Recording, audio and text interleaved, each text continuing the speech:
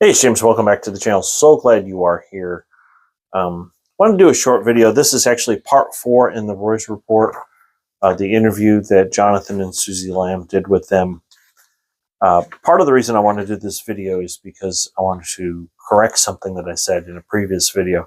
Anytime that I'm shown a fact or something that I may have misquoted, I want to always set the record straight. According to this interview, Jonathan's relationship with his mother had become so adversarial that it was suspected that this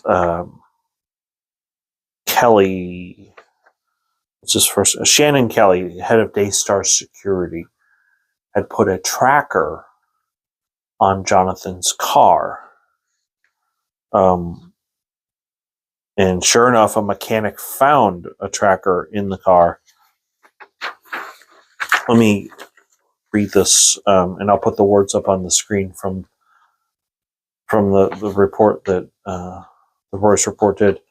That was the first time in Daystar's nearly 30-year history that the ministry had put a tracker in a company vehicle, Jonathan told TRR. But beginning in July 2023, when Jonathan and his wife Susie refused to read a viewer comment praising Joni's marriage to Doug Weiss, the couple became targets of Joni's bullying, intimidation, spying, they say. After he found the tracker, Jonathan said Joni's assistant called him and claimed Daystar had put trackers in all company vehicles shortly after the death of Jonathan's father, Daystar co-founder Marcus Lamb, in November 2021. But Shannon Kelly's expense report, which Jonathan shared with the Royce Report, shows trackers were purchased almost 2 years after that, in October 2023. The Royce Report reached out twice to Daystar asking when the ministry put the tracker in Jonathan's car and why, but Daystar did not respond.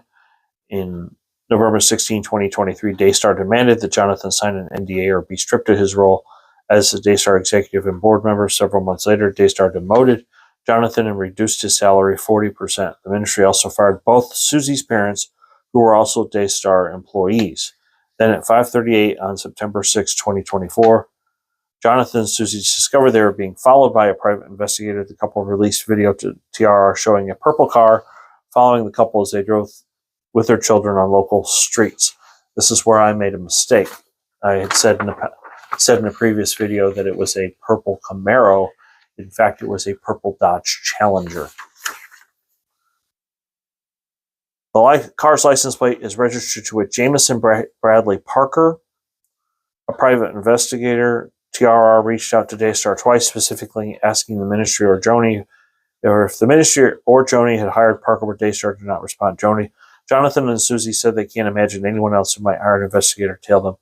Yet Daystar's heavy-handed tactics have only strengthened the couple's resolve, they say. And Jonathan said the incident with the tracker has convinced him that God is helping him, and Susie exposed Daystar. So,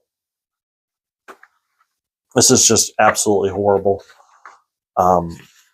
Why somebody would treat their children like this, I can't explain it at all.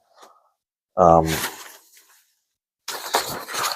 going to do a separate video about this whole internal investigation that supposedly took place, but essentially Marcus and Joni shut it down, and it's not good. Now, let me put that aside for a second and tell you some good news. I'm making this video on Wednesday. I'll put it out later in the week. I tried to do just one a day, but things have been so just left, right. We're getting more and more information coming in, where earlier this week I had to put out 2 in one day. I was starting to get a little worried. Full disclosure, my biological father died of colon cancer. He wasn't really involved in my life. But when I found out I had colitis, I was basically the last 3 years I've kept everything at bay by modifying my diet and doing what the doctor told me. And even here recently, I've gotten rid of caffeine. I haven't had caffeine in over a month. But yeah, I'm still having some issues. Not that you want to hear about my rectal bleeding. And when you're bleeding a lot, it's concerning. And I didn't even want to think about the idea that I might have cancer. So I've actually got to go to a doctor's appointment today. And the physician's assistant that I talked to was super nice, was really great. She explained everything that's been happening to me over the last 3 years and what's been happening over the last month specifically. And so Friday, I get a colonoscopy. And so I'm trying to do a couple videos ahead of time because, once I start drinking that stuff that flushes you out, and then I have to go get scoped. I'm not going to be in a whole great mood to do any kind of videos of any kind. But I can say thank you for those of you who have been praying for me, and I would ask that you keep praying for me that I do not have cancer. If this is just a colitis, or it's considered ulcerative colitis, if this is just a UC flare-up, I'm okay with that. But it is scary. It is nerve-wracking when you start to think to yourself that you might have cancer. But I can honestly say, besides the bleeding, I have no abdominal pain. I have no loss of appetite. It's very annoying, but other than that, I'm doing good, and life is good, and God is good. And the fact that people are watching these videos, I'm so very grateful to each and every one of you. I want, more than anything else, I want to put an end to clergy misconduct. I want to put an end to all forms of assault and abuse.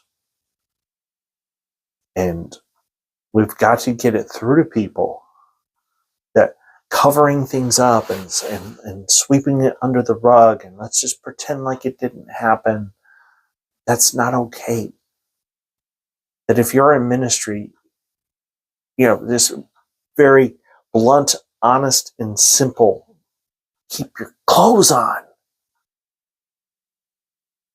Unless you're with your spouse, you don't cross that line with anybody. You don't hug people too long or grab people or touch people in certain ways. And you definitely don't try to silence somebody when, in the case of Susie Lamb, she is a victim of assault. And there's a really good chance, we don't know for sure because the little girl's not talking, there's a good chance that Jonathan and Susie Lamb's daughter has been abused. And where's her grandma? We don't know. So anyway, I will, there's more to that article I want to share, but we'll talk about that during the next video. In the meantime, if you are new, please hit like and subscribe. I do want to thank you for being here. Thank you for watching. Like I said, please keep me in your prayers.